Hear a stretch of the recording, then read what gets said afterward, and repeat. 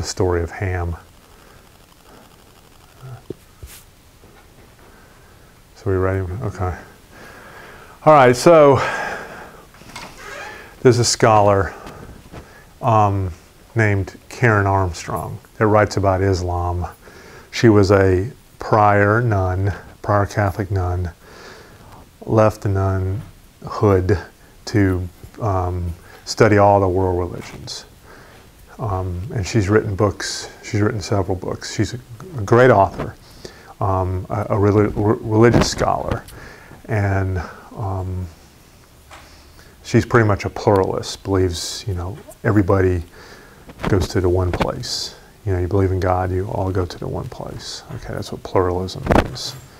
You don't have to believe a certain way.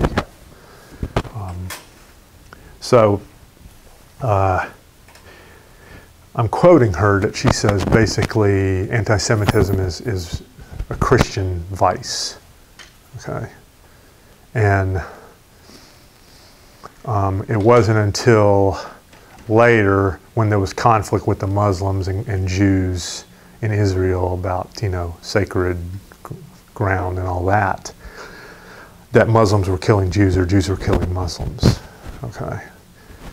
So the big problem here was the Crusaders, and they brought Spain back under the Catholic realm by 1300, something like that.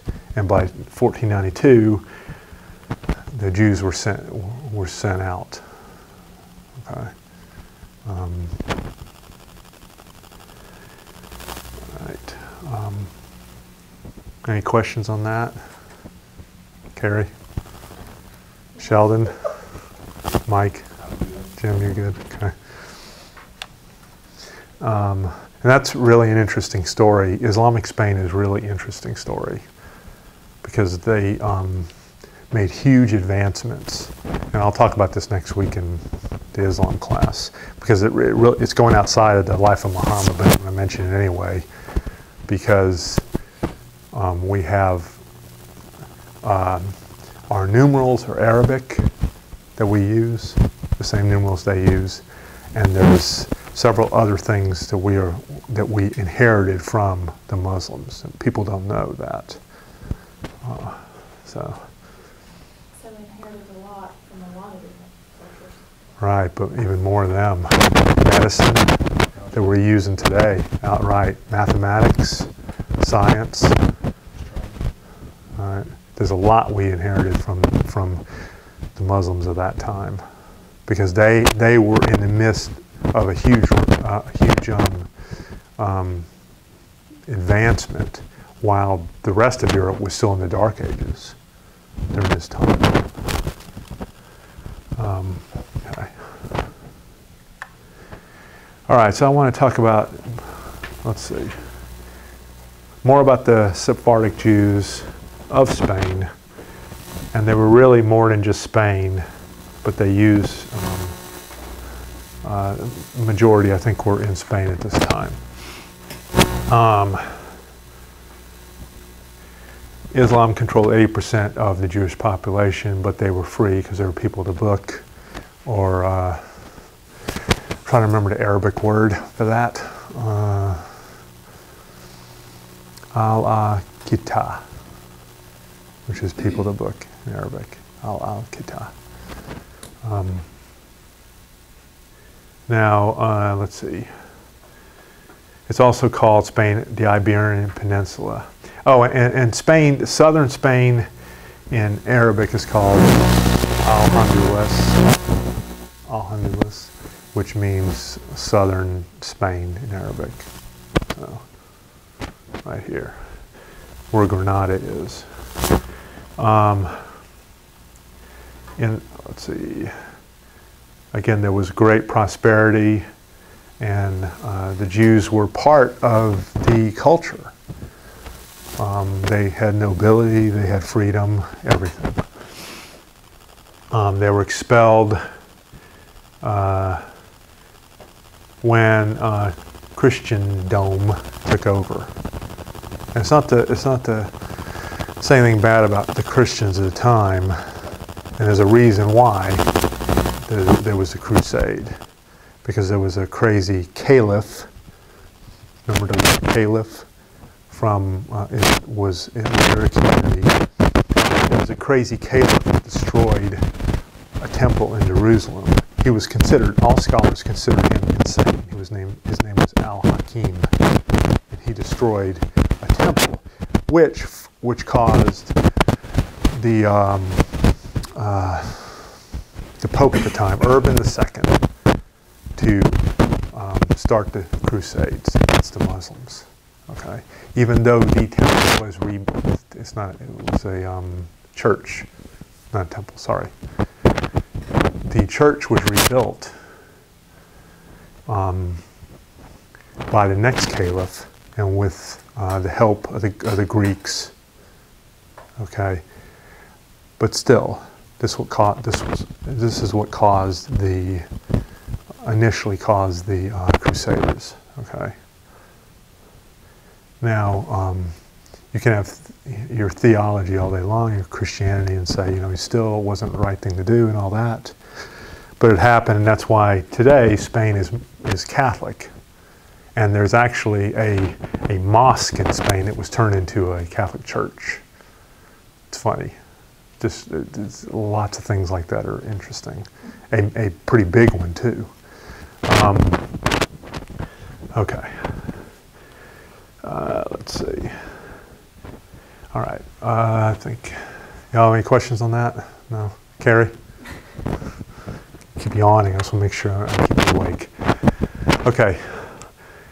Now, during this time in Spain, you had somewhat of a renaissance. Okay. And there was a man named Maimonides, which is a Jewish philosopher from Spain. And as far as I'm concerned, he was one of the top philosophers of all time, Jewish-wise. He was respected by the Muslims and the Jews during this time, very well respected. So he saw faith and reason as not being in conflict. Okay. And so he wrote several books on it. He also wrote the Mishnah Torah, which was a guide to the Torah, and we talked about the Torah yesterday. And one of his thoughts on divorce, the divorce is okay if you're in a miserable marriage. Okay. So if your husband's mean to you or your wife is mean to you, you can bail. And that this was Maimonides that came up with this. And he wrote on theoptasy, which says that God tried to reconcile the existence of God in an evil world, with evil in the world. Okay. So we have, he's a brilliant man. I've got a sheet on all his sayings. He's one of my favorites. I haven't studied him in detail. I wish I had, but I'm going to. But he was a brilliant man. He's actually this is somewhat of a nickname. His actual name is Rabbi Ben Maimon, and they called him Rambam. Okay. So, again, Maimonides was one of the great ones. Questions on that? Okay. All right, now we have the Jews of Ashkenaz, which ended up in, the word Ashkenaz means the distant north. Okay, and they ended up in Germany, a little bit of France, some in England, and Eastern Europe, including Ukraine and Russia. Okay.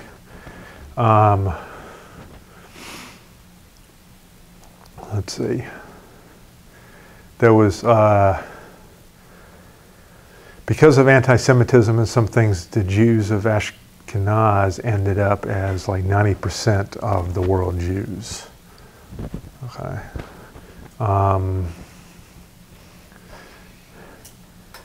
Now, I mentioned this man, but I'm going to talk about a little bit more about him in a little bit.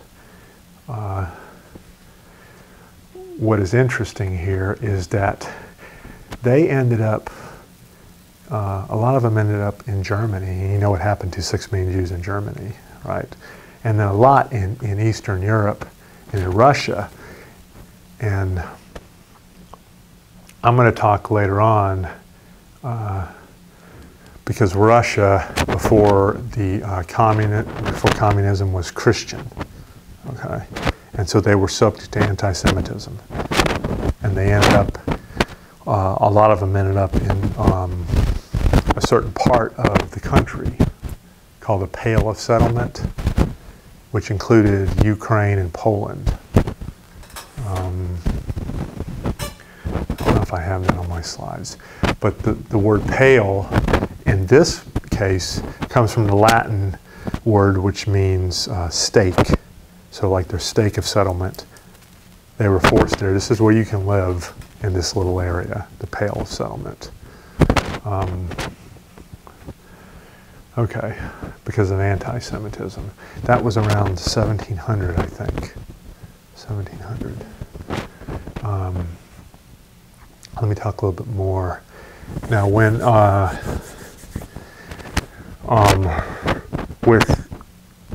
the last Tsar of Russia was killed, and you had the Soviet Union, this appealed to a lot of Jews because they saw socialism as being a way for them to live. And how about defining socialism for me, Carrie? Really? Well, it's when you work for the government and the government distributes stuff, right? Yeah, equally. Yeah. Okay, so. The broad sense of the definition. Broad sense, yes. All right, socialism does not necessarily mean fascism, but the Soviet Union ended up being more fascist than socialist, because if they were socialist, everybody would work together and everybody would have their fair share. But that's not what ended up happening to the Jews. They ended up being subjected to more anti-Semitism because there was still that kind of Christian thought. They even had Jew stamped on their passports. Okay, so now,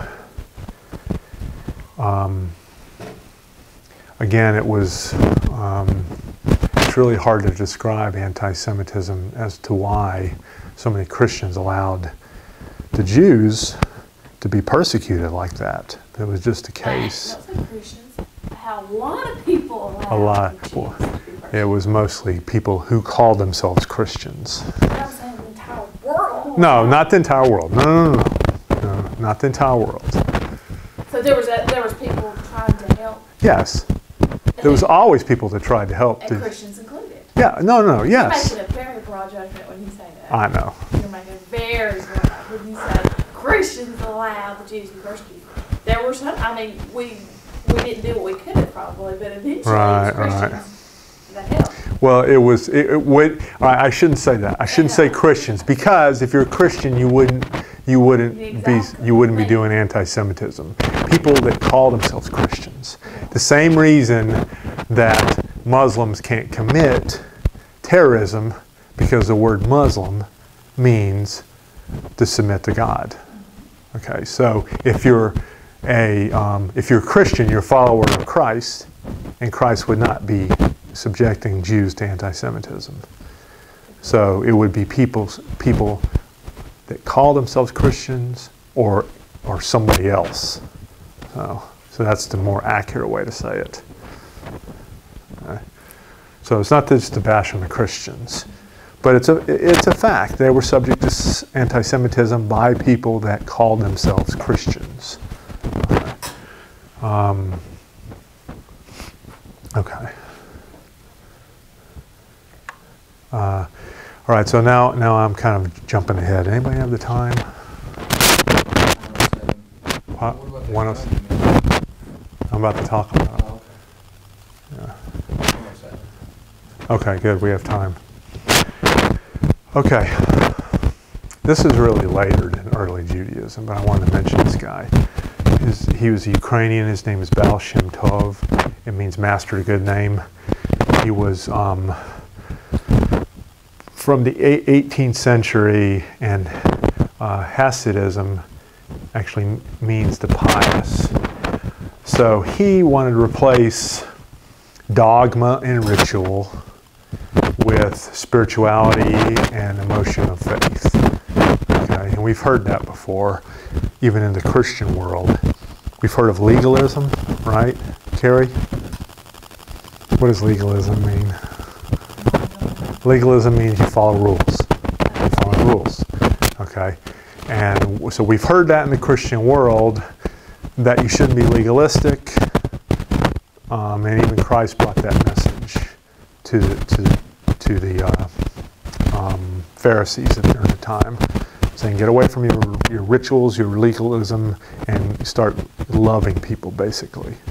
Okay, so this is where this is interesting. This is where Baal Shem Tov, his simple message was humility, good deeds, prayer, and joy. Why do they call it mysticism? Because it's somewhat mystical. I haven't studied Hasidism in that much detail, but it's somewhat mystical, you know. But I can send you information on it. Would you like that? Yes. Like that. Okay. All right. So, he's cool, and also Yiddish was a language. I should have mentioned this earlier too. When we talked about the Semitic languages, Yiddish is part of that. Okay, and Yiddish is a mix. It was spoken by the Jews of Eastern Europe. It's a mix of Hebrew words, Slavic words, German words, and a little bit of Italian words in it. Okay, now a Yiddish word is schmoozing. It actually means, you know, comfortable conversation, pleasant conversation. So next time Carrie's schmoozing, I'll know it, you know. But so another Yiddish word is ghetto, and schmuck is a Yiddish word. Yeah, schmuck. So you hear that? You hear that in the Northeast a lot because there's a heavy Jewish.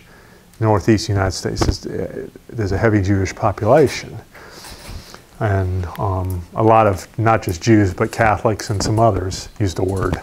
So. Even here we.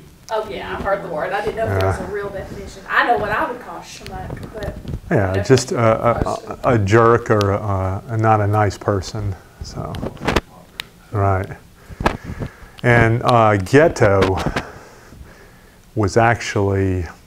A word used in Germany to describe, right now it's escaping me the exact meaning, but it's to describe the small areas where the Jews live, rather poor, okay, especially when they were under Hitler's, under his thumb, or when they're in concentration camps, stuff like that. They lived in small, basically, areas. But I need to remember that. Okay, so now you have the Kabbalah, which is another. No, this is separate from Hasidism. Okay, this is another mystical Judaism, and this is when I talked about the Zohar before. And Mike asked me the question, but so basically the Kabbalah is an attempt, it shows the qualities of God, an attempt for you to come closer to God, okay, by certain things, wisdom, understanding, mercy, victory, majesty. I'm not an expert on this, Okay, but you've got three. You've got spirit, mind, and body.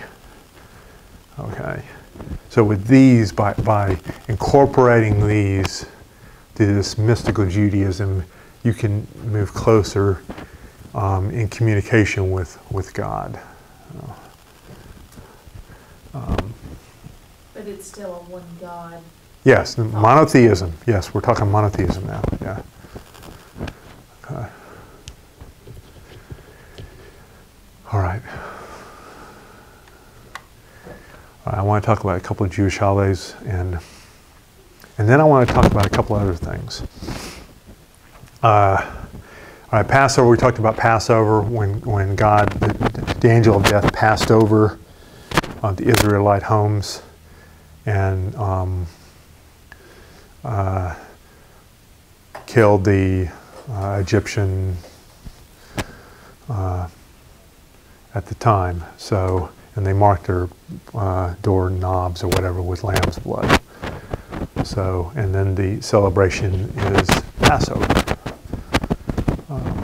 or Pesach in Hebrew. Yom Kippur is a day of atonement.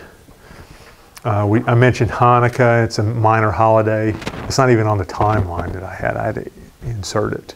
The Maccabean revolt, and then Bar Mitzvah. What do you think mitzvah means? It does mean, well, the whole thing is the coming of age, but did I have that in? Oh, mitzvah actually means commandment. And so bar mitzvah is son of the commandment, and bat mitzvah is daughter of the commandments. Okay.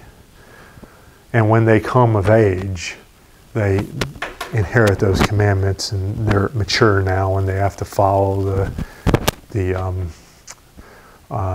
life of a pious Jew. Okay. All right, Theodor Herzl was a guy, he didn't really know Jewish, he didn't know Hebrew or anything, but he was so distraught by the problems the Jews had, especially after some of the anti-Semitism they had been subjected to, that he wrote a book on like a Zionist type state, a normalization of the Jewish people.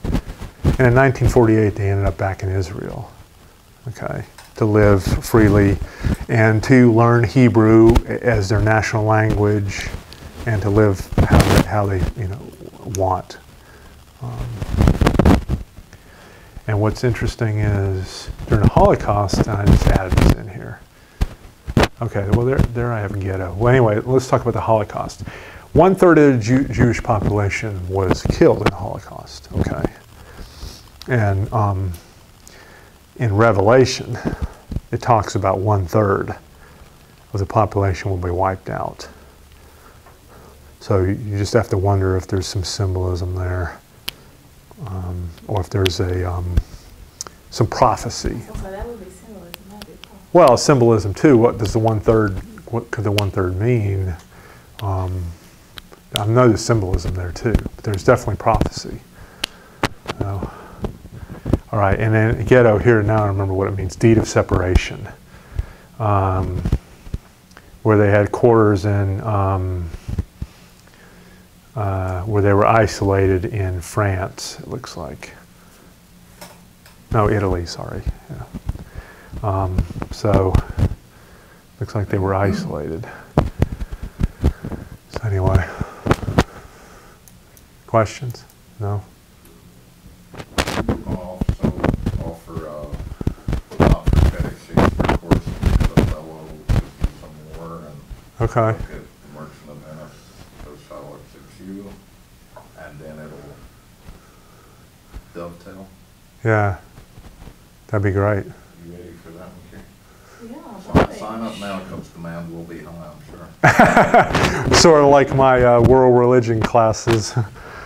Okay.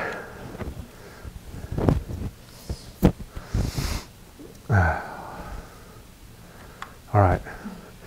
So So there's some theological terms. I was going to start the thing with this, but I thought it wouldn't be appropriate to start a early Judaism class with theological terms.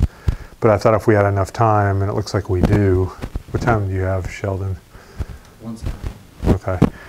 To talk a little bit about this. And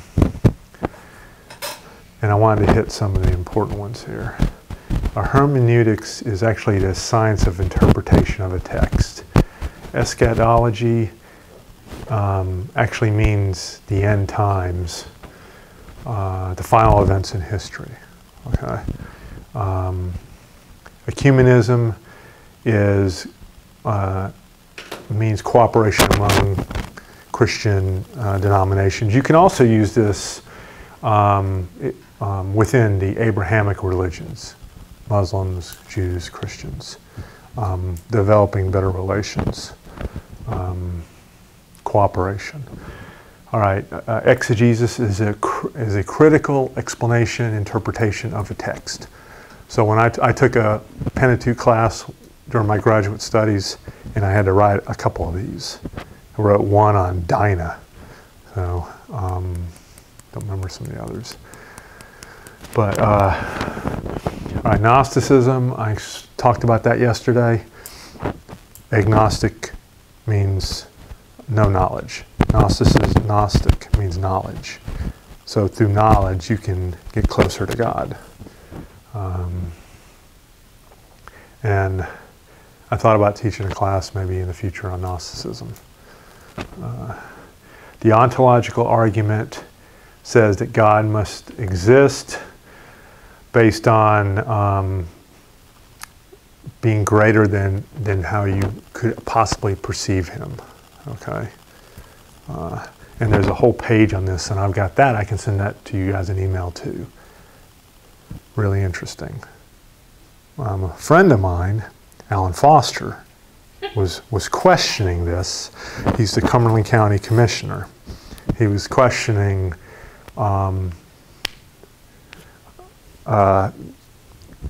whether people that don't believe in God and people who believe in God. And his idea was people that don't believe in God have to have more faith than people that do believe in God, because it's so obvious that God exists.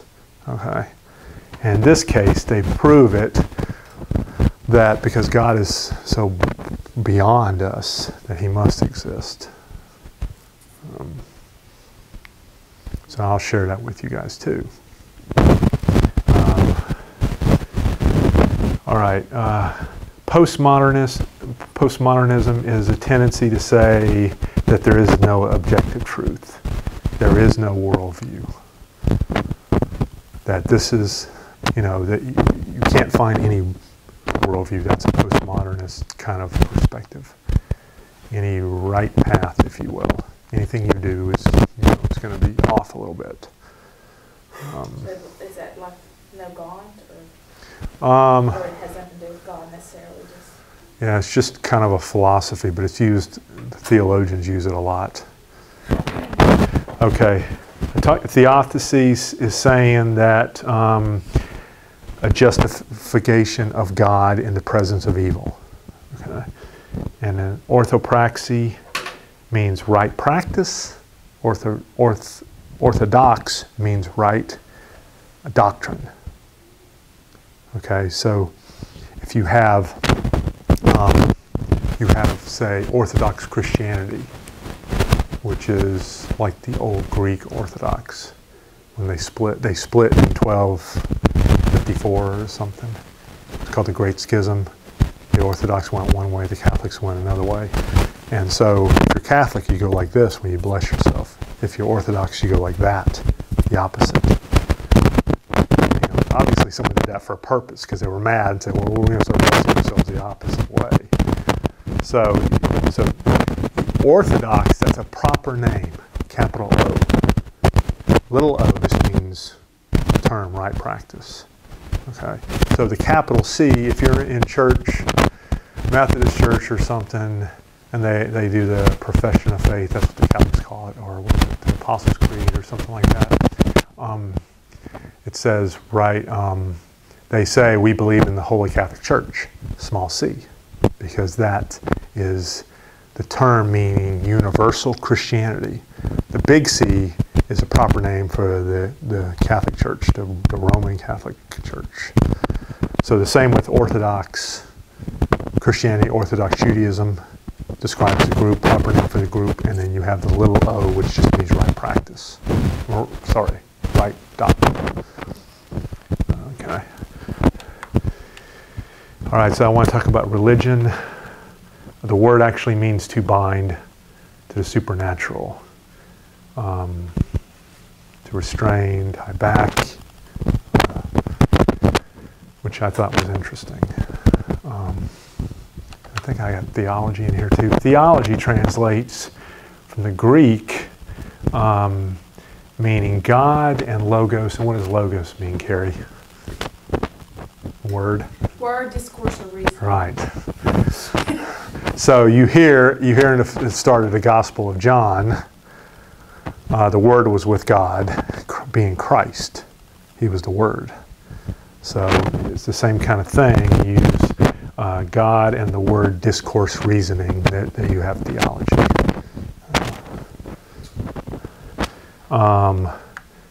Okay. All right, that's what time is it, Mike? Or Sheldon? 1:24. All right. I wanted to talk quickly about dualism. You guys know what dualism is? All right, Gary? It has something to do with two. Right. So you have dualism.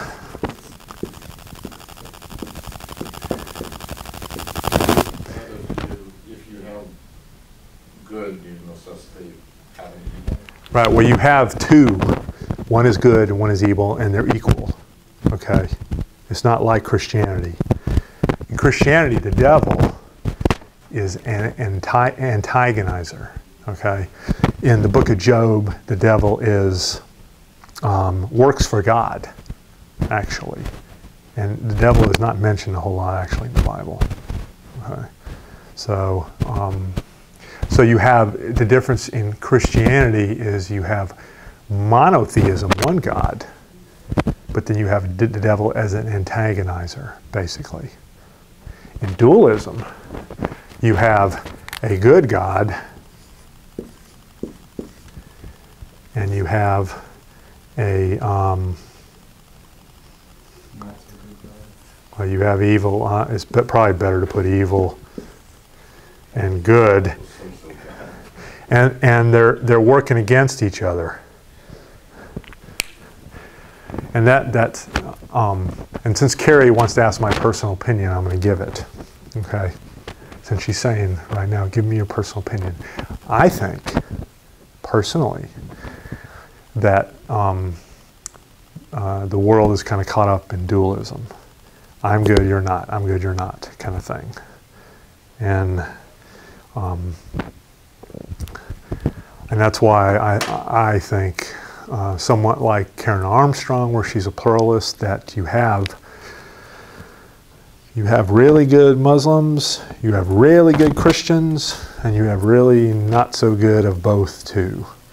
And so that's where you have, that's when someone says, well, I'm good and you're bad, that's dualism. And I think that just just runs our society, basically. Not totally, but and there's a lady that her name's a scholar named Elaine Pagels that wrote a book on that, especially when it comes to the early days of Christianity and how the Gnostic Christians were heretics, and then you had the Christians, the Orthodox Christians, but there really wasn't a standard at the time, but they were somewhat like demonized because of this whole dualistic thought through the years. So I think that's a problem. in society. So, I mean, we can edit that out, Mike. I just wanted to add that in. So. Actually, a lot of the things you've described would be the product of dualistic thinking. Right, right. So, y'all have any questions? No.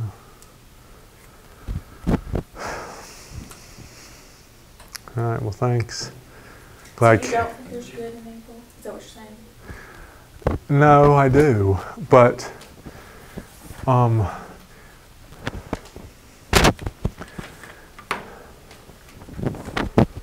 I think everybody's inherently good. I think evil comes in when you have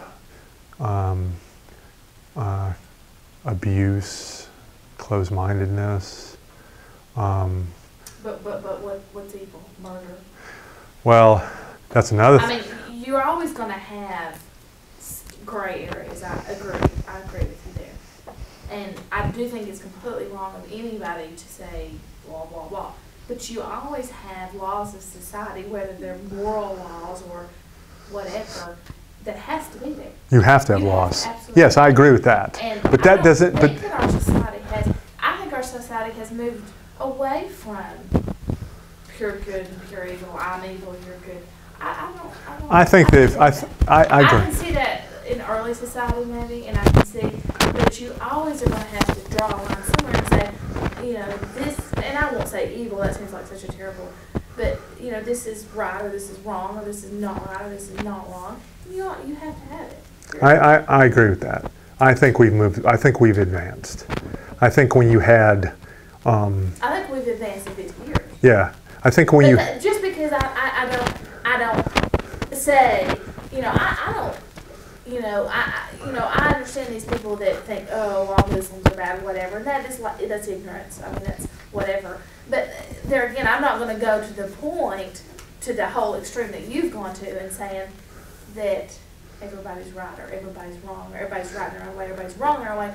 No, I think there's a right and wrong, and the truth is there, whether we know what it is or not. I don't know. But that's my 2 cents. But I'm not saying that there's. I'm saying that people are too caught up in, you know, this is good and you're not, or this is not. Yeah, and that's wrong. Right. But there's, if you, let's, I think I remember a philosopher from years ago that talked about evil being as somewhat of a warped sense of good, a warped sense. When people do evil, they think they're doing it for a good reason. Like, for example, Hitler obviously thought, you know, killing Jews because, you know, whatever they killed Christ or whatever was a good reason. He just, you know, he must have had. I think it was. There was a passion play that was very anti-Semitic during the time. There was a lot of anti-Semitism in Germany at the time. And you think, you know, you killed our object of veneration, you know, you deserve to die. But there was a lot of Christians, like Carrie said earlier, that were very, very adamantly against any kind of anti-Semitism or any kind of Nazism. So that's just one example. I mean, there might be others. It's just finding the balance. You just have to find the balance. Yeah. That doesn't mean saying, you know, that it's okay for everything, but it also doesn't mean that. I mean, obviously something like rape is evil. You know, what goes through the mind, right? Exactly. But I'm saying then you get to the final points of things, and then it becomes not so obvious. Right. In your own mind, in your own, whether you're wrong or right, who's to say? I don't know. But I'm saying, you in your own mind, you have your reasons for. I mean, you know, it gets grayer and grayer, closer to, you know, murder you have up here, and, you know, cheating on your spouse down here, divorce, whatever, and the closer you get to to this middle area, it's hard, and you have to just, I don't know. Yeah, and. I mean, I guess the question is going Is through. murder wrong when I'm need to murder? Or, I mean, you say murder, but what if somebody's breaking on me and my baby, who's about to take my baby? I would murder somebody in 1,000 heartbeats. Less Right, than with- 1,000 heartbeats. Is that murder or is that kill? Just I don't killing? know. I'm saying there's all, you know. You say And murder's all right, wrong. what about this? What about rape in the case? Or rape if somebody said, "Here, you rape that person, or I'm gonna kill you." Okay. Well, or I mean, what if they were raped when they were a kid, and then they're acting out? No, I'm not saying it's right, Right. but that's their warped sense of what they think might be right. You know, it was done to me. Maybe I should do it, or maybe I want revenge because it was done to me. So maybe that's the kind of warped thought. Things just get so. Or it happened to them and they just think it's a normal, Right, a normal thing, right? it's their normal life. Well, thank you very much for coming. I hope it was good. So, Yeah. thank you. Well, I tried.